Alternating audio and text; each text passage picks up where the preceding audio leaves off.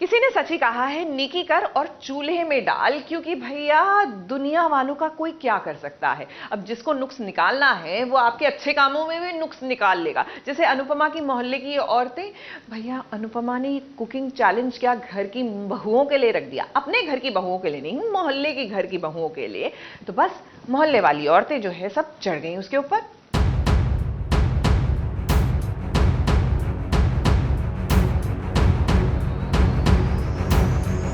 वनराज और काव्या का ये रूप देखकर आप भी थोड़े से सदमे में आ गए होंगे कि अरे ये क्या हुआ, दिन में तारे कहाँ से निकल आए। आप इन सब में अनुपमा जो कर रही हो सकता।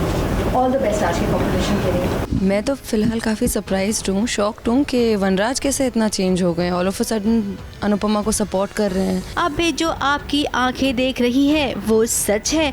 एक काव्या और वनराज अनुपमा को लेकर थोड़े से नरम दिल हो गए हैं। अब काव्या को अपनी नौकरी बचानी है तो वहीं वनराज पाखी के लिए ये सब कर रहा है। एक ही कंपनी ज्वाइन करने वाली तो प्लीज ऐसा कुछ मत करिएगा कि मेरी जॉब खतरे में आ जाए। तो वनराज की एक ही कमज़ोर नब्ज़ है, वो उसकी फैमिली, और वो अपनी फैमिली के लिए कुछ भी कर सकता है। तो इसलिए वो ये कोशिश कर रहा है कि कम से कम गड़बड़ करे ताकि जो फैमिली का पीस है वो थोड़े दिन चल जाए। बट वो कितने समय तक वो अपने आप को रोक पाएगा, ये एक सरप्राइज है। लेकिन कहते हैं ना, जब कुछ ठीक होता है तो कुछ गड़बड़ भी होती है, और इस बार गड़बड़ मचाई है मोहल्ले की इन औरतों ने। इन्हें लगता है कि अनुपमा ने इनकी घर की बहुओं को बिगाड़ दिया है। अरे इसे उकसाने की वजह से मेरी बहू कॉम्पिटिशन में भाग लेने के लिए जीत लेके बैठी है। अब अनुपमा एक कुकिंग कंपटीशन कर रही है। उस कंपटीशन में इनके मोहल्ले की औरतें भी हिस्सा ले रही हैं। फिर क्या,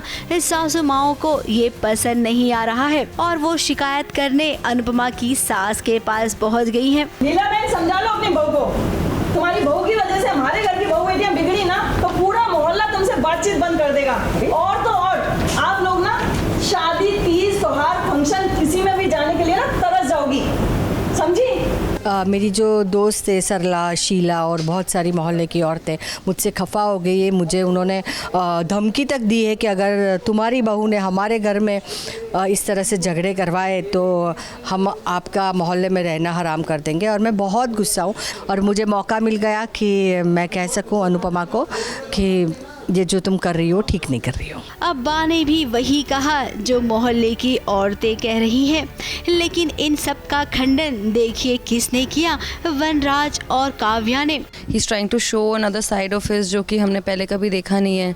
बट मैं तो वनराज को बहुत अच्छी तरह से जानती हूँ, तो इसीलिए मुझे पता है कि ये सब अभी फ़िलहाल टेम्प्रेरी है एंड बहुत जल्दी ये सब टूट जाएगा। इनका सबर का जो बांध है टूटेगा and then he is going to react, और एक वोल्केनो इरप्ट होने वाला है बहुत जल्दी। I am just basically waiting. Surprise होगा ऑडियंस के लिए, क्योंकि जब तक वनराज फटता नहीं है तब तक ऑडियंस को मज़ा आता नहीं है। और अभी क्योंकि वो हर बात पे मुस्कुरा रहा है, हर रिएक्शन उसका मुस्कुराहट के साथ आ रहा है, तो ऑडियंस अभी और ज़्यादा एजी हो जाएगी, क्योंकि उनको लगेगा कि यार ये मुस्कुरा रहा है, कुछ ना कुछ लफड़ा ज़रूर करेगा।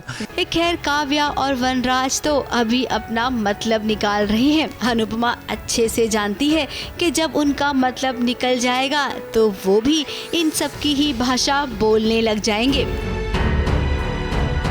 मुंबई से मेघा थदानी के साथ एबीपी न्यूज़ रिपोर्ट।